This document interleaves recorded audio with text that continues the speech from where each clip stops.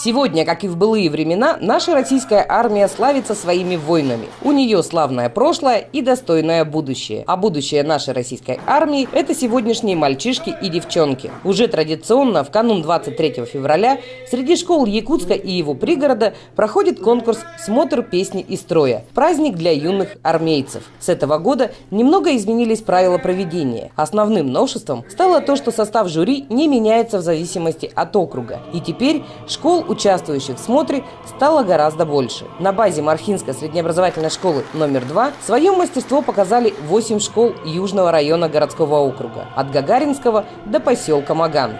Жюри оценивает общую строевую подготовку и слаженное командное исполнение строевой песни. Учитывается все – аккуратность, выправка, четкий шаг. За внешний вид ставится отдельная оценка.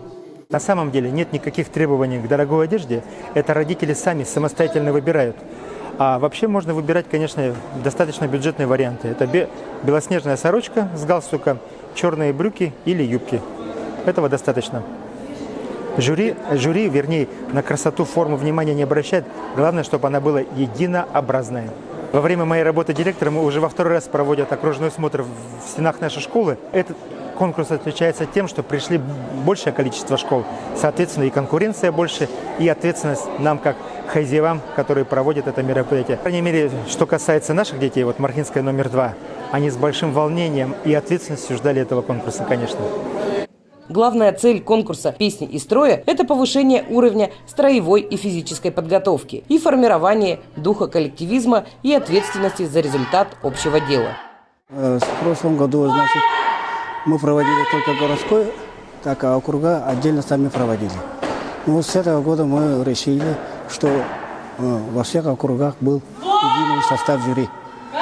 И с этого года, значит, во всех округах уже начали провести вот этот смотр песни строя. Уже среди 4-5 классов уже выявлены победители, как вы знаете.